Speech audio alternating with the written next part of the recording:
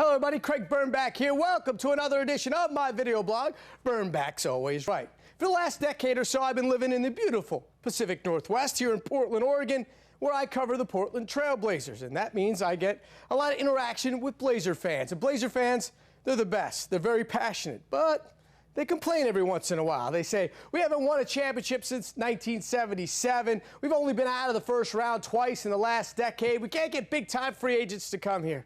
And when they're talking, I'm biting my tongue.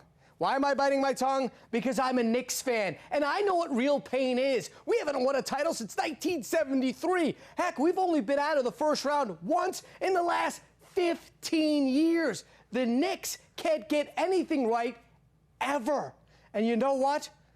I think it might be time for me to get out of this, well, painful abusive relationship. And I'm drawing a line. I'm finally doing it. I'm saying right now that if the Knicks decide, if Phil Jackson decides to hire Kurt Rambis as the head coach of the Knicks, I think I'm out. I think I'm done. I can't do it anymore. I can't go through all this. May 12th, 1985, the Knicks won the lottery. They got Patrick Ewing. I thought, you know what? May 12th, that's my birthday.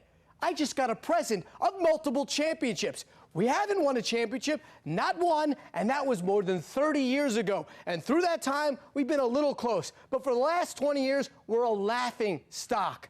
Yes, James Dolan, you're killing me, man. I lived through the 1 year of Larry Brown, the best coach in basketball. That was a disaster. Isaiah Thomas, that's a disaster. And now you give me Phil Jackson. You give me hope. He hires one coach. He's already had to fire him, and that was an embarrassment. And now he tells me he's going to hire Kurt Rambis, a coach with this record. Put the record up, please. Thank you, Phil. 65 wins, 164 losses. His winning percentage is less than 30%.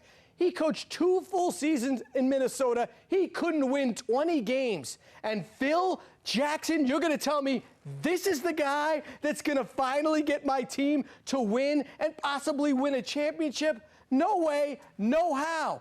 You're on vacation right now, Phil. You're hanging out in Montana. Hey, Frank Vogel just got fired. Pick up the phone. Send a text. You interviewed David Blatt, I heard. Hire him.